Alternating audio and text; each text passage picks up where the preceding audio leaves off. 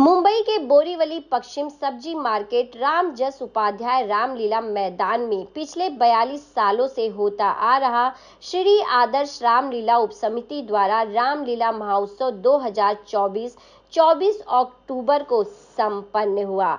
यह संपन्न भगवान राम के राज्याभिषेक से संपन्न हुआ, जहां पर बड़ी संख्या में युवा और बड़े बुजुर्ग भी यहां पर पहुंचे। 10 दिनों तक रामलीला के इस मंचन को देखने के लिए यह कार्यक्रम एडवोकेट राम कृपाल उपाध्याय के नेतृत्व में भव्य रूप से संपन्न हो पाया। वहीं इस दौरान कार्यक्रम में मुंबई महासचिव संजय उपाध्याय ने भी अपनी उपस्थिति दर्ज कराई और वह भगवान राम के राज्याभिषेक के दौरान वहां पहुंचे।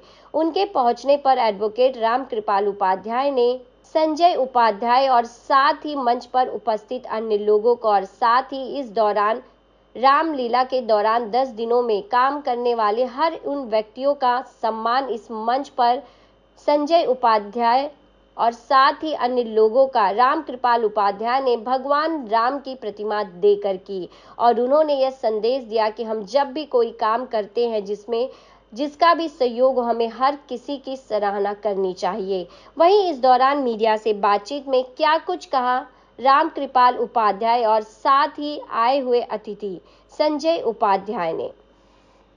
आयोजन किया गया और आज आप राज्याभिषेक जिस तरह से भगवान राम का उस दिन आज आप यहाँ पर पहुंचे, क्या कहना चाहते हैं? आदर्श रामलीला उप समिति द्वारा आयोजित रामलीला में आने का सौभाग्य हुआ और राज्याभिषेक में प्रभु राम का राज्याभिषेक का दर्शन करने का सुअवसर मिला।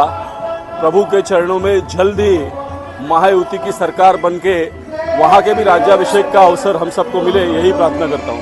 सर, जिस तरह से यहाँ विधानसभा चुनाव है, इस बार कितनी सीट पर आपकी जीत और कमल को खिलते हुए देख रहे हैं? बहुमत के साथ महायुति की सरकार बनेगी। आदर्श रामलीला समिति के बारे में क्या कहना चाहेंगे? जिस तरह से वर्षों से आदर्श रामलीला उप समिति बोरीवली में आना होता है। पहले सम्माननीय स्वर्गीय रामजस उपाध्याय जी का आग्रह होता था और उनके बाद राम कृपाल जी ने उस परंपरा को आगे बढ़ाया है।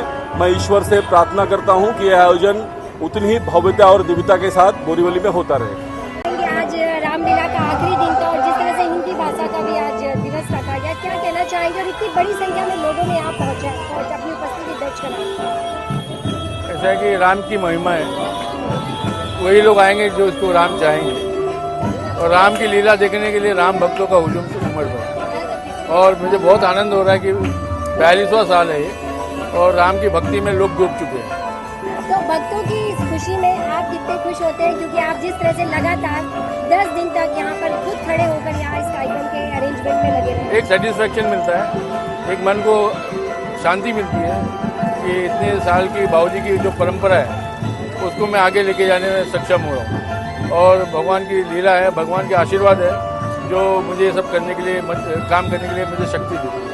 आप अपने इस आयोजन में एक एक लोगों को मंच पर बुला के जिस तरह से आपने सम्मानित किया, किस तरह आप देखते हैं कि कहीं भी कार्यक्रम अगर आप आयोजित करते हैं वहाँ के हर एक व्यक्ति को उसकी जगह उसका सम्मान होना चाहिए? मेरा अलग सोच है कि यहाँ पर जो भी लोग आते हैं, चाहे छोटा हो चाहे बड़ा हो, चाहे उसने थोड़ा सहयोग किया है चाहे नहीं किया है तो राम भक्त और उसके हिसाब से उसका स्वागत होना जरूरी है।